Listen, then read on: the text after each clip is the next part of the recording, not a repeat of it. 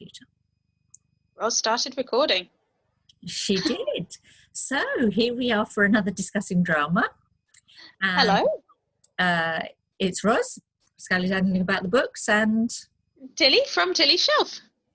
And it's October. And what does October mean? Victober! Yeah! Oh, the wonderfulness of reading Victorian stuff at Victober. And thank you to Katie and Kate and Lucy, the Victober hosts, for inspiring this. So, what are we doing for Victober? Discussing drama? Well, it's quite obvious, isn't it? Like, who would you choose as a Victorian playwright to talk about it? Like, to me, it's got to be. No, that's fair. There are other options. I'm not saying there aren't other options, but the favourite Victorian playwright has got to be Oscar Wilde. Oh, absolutely.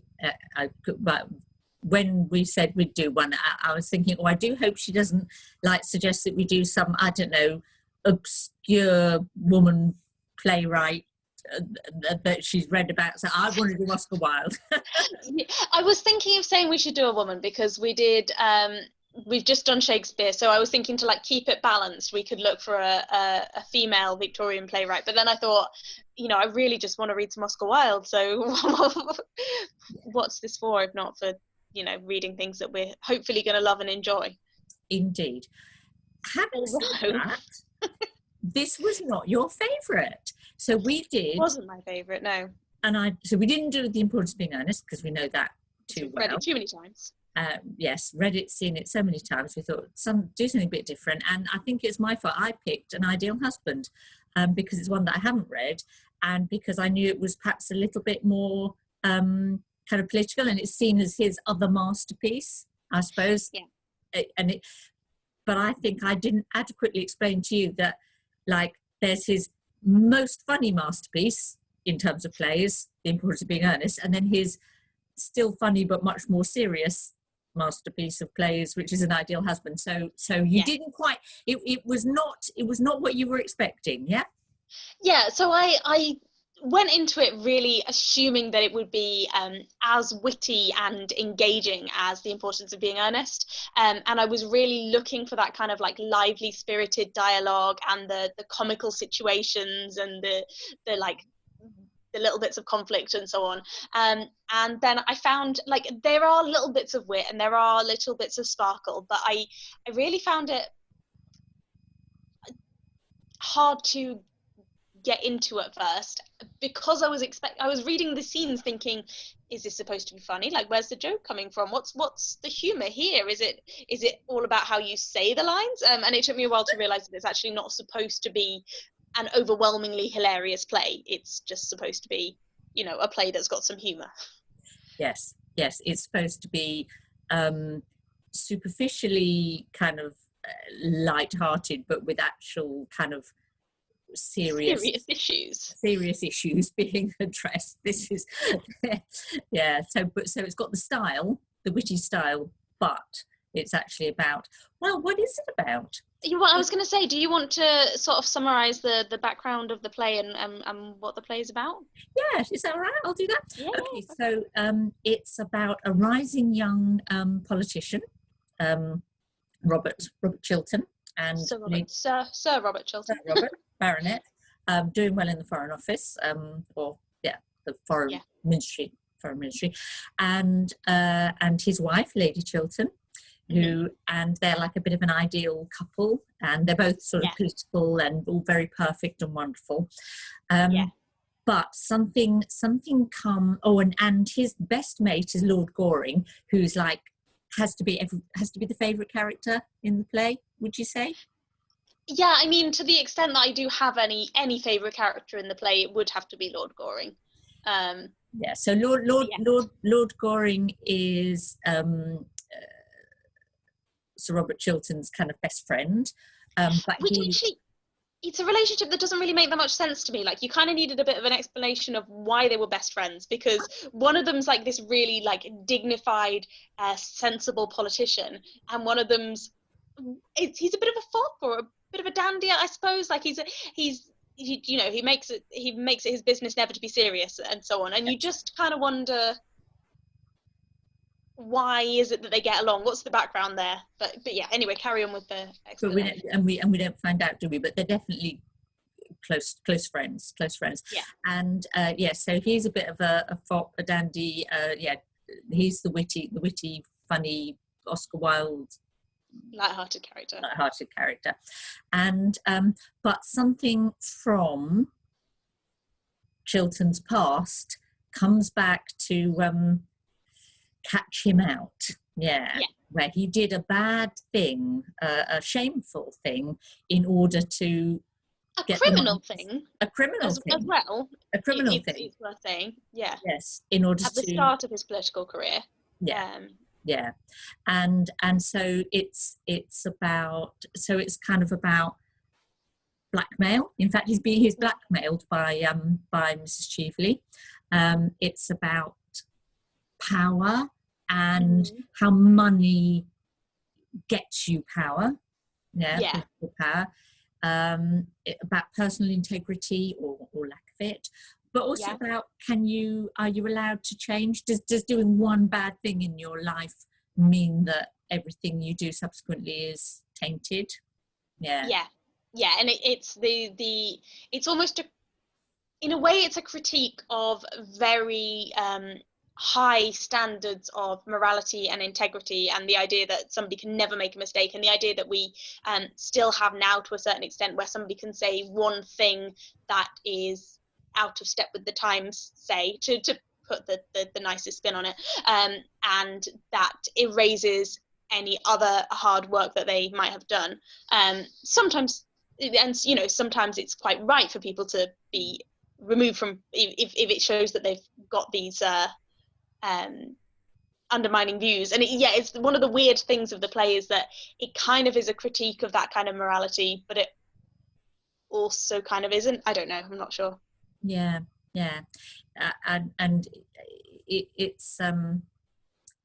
it's a bit like now, if you've got a politician and then they say someone reveals that in their past they sexually assaulted someone or something, and does that does that sort of mean that everything they've done in their political life is should be written off because they did that thing? And we'd probably say, we don't want politicians who sexually assaulted someone or whatever. Well, on the other hand, if they're Donald Trump, they can do anything. They can seem to get away with it.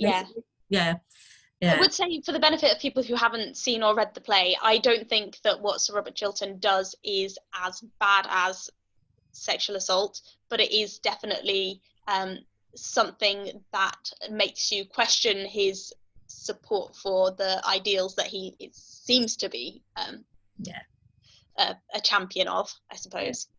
But also, I think you realise that he admits to himself that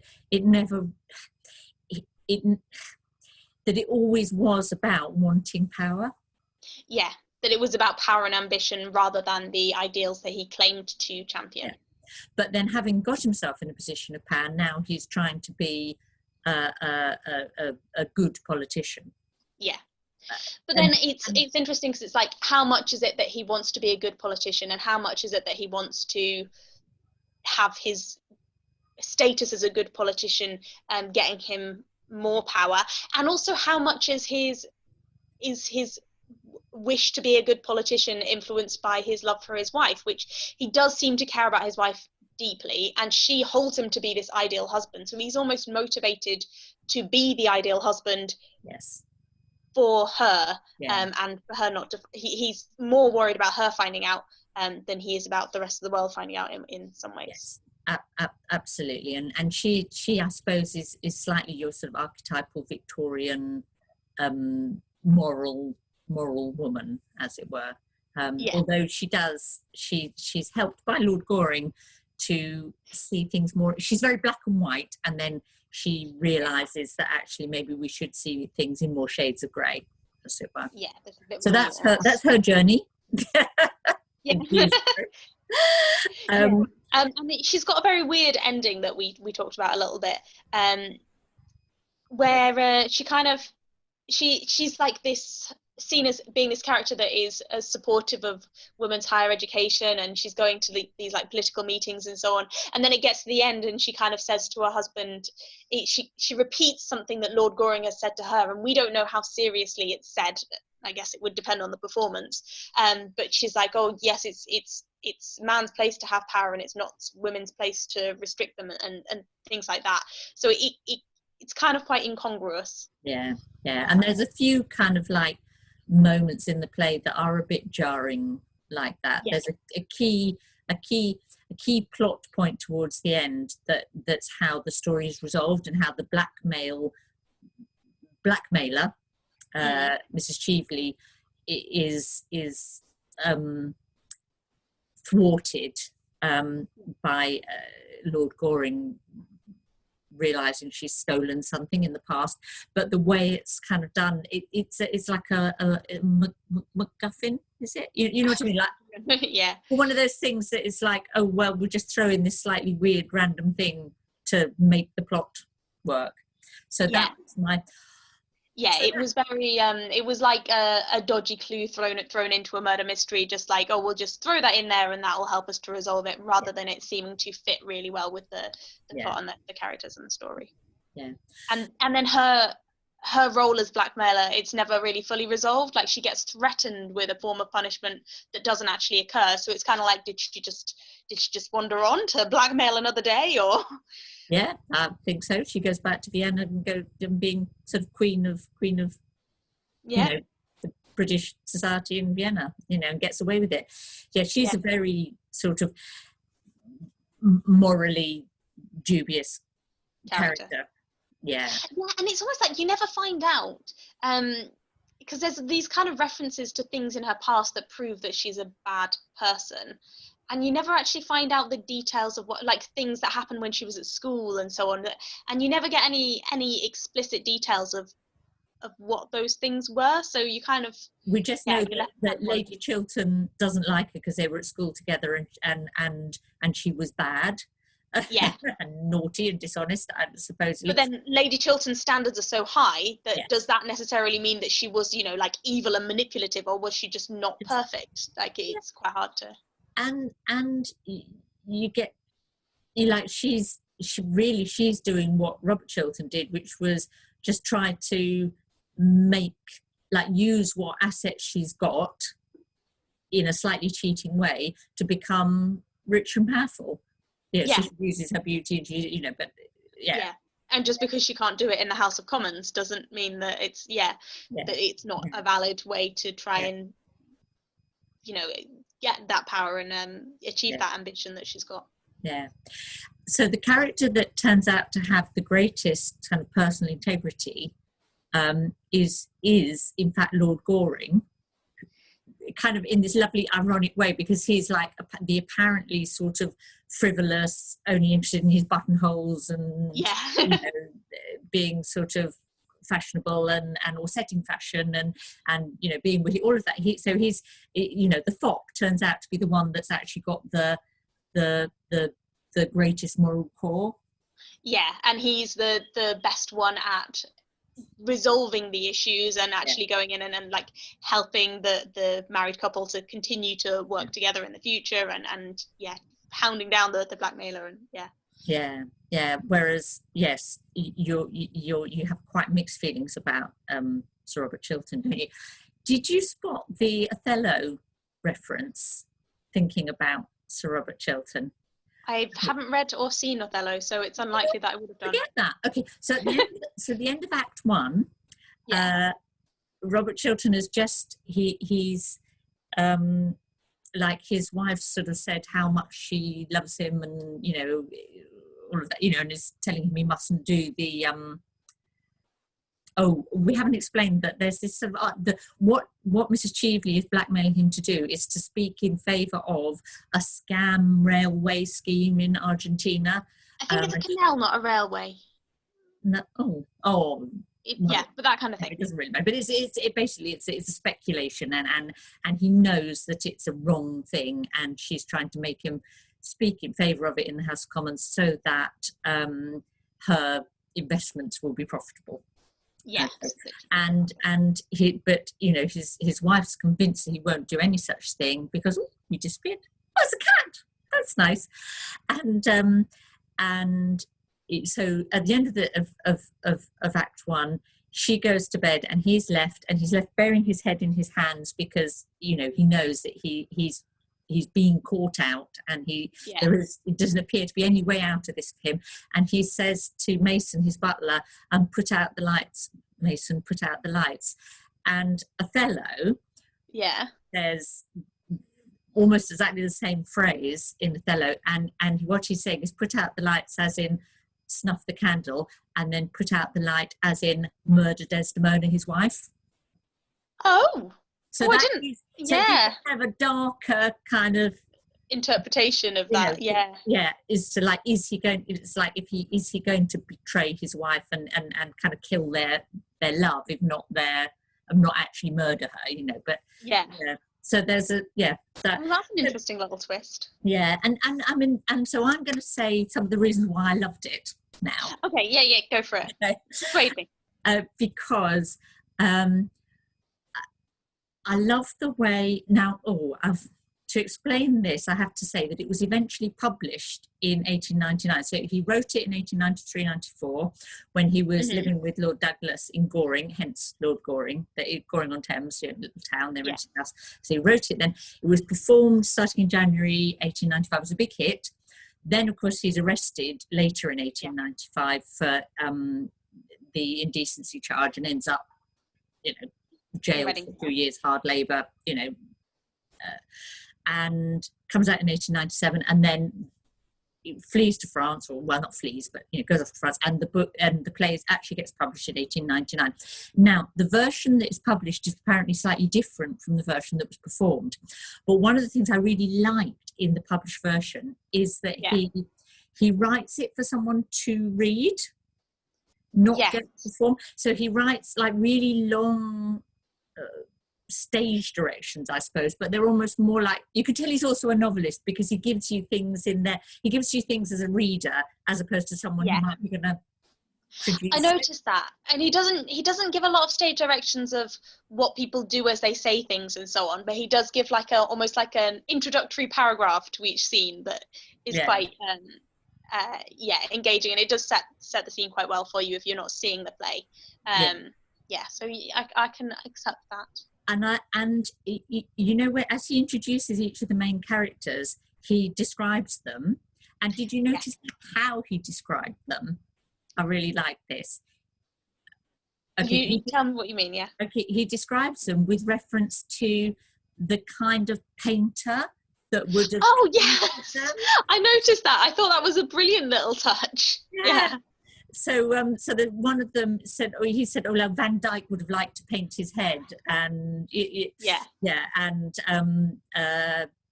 Lord Goring's father, who's like an earl or something, he looks like a Lawrence, who was like 18th century society painter. So I really, and then Mrs. Cheveley is described as sort of like being like a beautiful painting, but by too many schools, too many different types of artists. And that, I just thought that really, that was such a good description. That really captured her pretty well. Yeah. So that I love that. I love the witty dialogue. I'm a sucker for it. And I mean, I love the witty dialogue. My problem with the witty dialogue was there wasn't enough of it. Like I wanted more witty dialogue and more. I don't know. And I like the way he used the witty dialogue though to make points. Serious points sometimes. When Mabel, who's Robert Chiltern's sister, and ends up is like kind of the love interest for Lord Goring ultimately. That way. She says she's going to perform in a tableau, which is like a sort of, they're putting on a kind of an elegant performance, and it's in aid of charity. And so the other person asked, what's sort of kind of like what's it in aid of? And she says, the undeserving. They're the only people I'm interested in. But it's like this brilliant comment on the Victorian ideas about, you do things for the deserving poor, and she's saying, it's for the undeserving. So that was quite enjoyable. That sort of thing, just I love and enjoy. I do think it's interesting though whether that sort of witty dialogue kind of then distances you a bit from the, do the characters develop us fully because of that? I don't know. Well, is he too busy trying to get the clever line to make it fit the person? But I don't think. I suppose I see what you mean there, but I think particularly when he's trying to deal with maybe some slightly heavier topics, I think the wit was the thing that kept me going through the more, I don't want to call it dull, because it was never dull at all, but the more serious aspects of the play. And I think the same would be true in performance. So it's like the wit's almost needed to balance the long discussions of, well, I've always tried to be a moral and upstanding citizen, but oh no, I did this awful thing. And, that kind of malarkey. So I'm thinking that we probably ought to wrap this up, because it's probably been, I think we possibly should, long enough. And I'm so glad we did it, and I really enjoyed it. And I'm sorry it wasn't as good for you. I'm sorry I didn't pre-warn you so well. Yeah, I can't hold you accountable for my preferences of read. You are not to blame for me being less keen on An Ideal Husband. I would, if I saw that it was going to be on stage in my area, if we're ever able to see anything on stage ever again, then I would go and see it, I think. But it wouldn't be, I wouldn't go to the next town to see it, if that makes sense. I see. Yeah, no, I'm with you. I don't think I've never seen it performed. What I have seen, because it's so Victorian in its ideals. You could modernise it. Funny you should say that, because there's been two recent films. When I say recent, one in 1999, one in 2000, films made of it. There was more earlier, in the 20th century, and the 1999 one with Rupert Everett, who's just perfect for Lord Goring, is a literal version, and the 2001 is modern day, because the political questions that it covers don't change. But and I guess, like we were saying, the idea of a moral and upstanding politician who's then undermined by one negative action, that's definitely something that we currently have. I suppose some of the politics of the relationship aspects you would have to change slightly, I think. Yeah, I guess so. And it's quite hard to be as foppish now as Lord Goring, isn't it? Yes. I know, the Kardashians or something. I don't know. Are they the equivalent? I'm not sure. But no, Anyway, I think that it was a great choice for Victober, and I'm really pleased we did it. And I would definitely read another Oscar Wilde next Victober if I was looking for another Victorian play to do. So we should say to the Victober watching people out there, do you have a favourite Oscar Wilde play? Is there one that we should read next? Or is it only, only know the importance of being earnest? Yeah. Or what other Victorian playwrights would you say that we should delve into instead if we weren't going to do Oscar Wilde? I think, was it A Woman of No Importance was a great read last year, and I did mean to read that. Excuse me, but I didn't get around to it. It's not too late. So next year, perhaps. Yeah. It's not too late. Good. I was just going to say, I'm not going to do a Victober poetry challenge today because I was going to do it now. So the time slot is gone. So if you're interested in Victorian poetry, but there's going to be a William Morris poem tomorrow that I'll be talking about. Lovely. Yeah. And Kate Howe, one of the Victober hosts, was talking about William Morris in a video where she was talking about doing craft stuff herself and then connecting it with William Morris and the arts and crafts movement. So I'll look out for that video. So you can look out for that. Thank you, everybody. And see you soon. Yes, and it's been lovely having this chat with you, Rose. Yeah. Bye. Bye.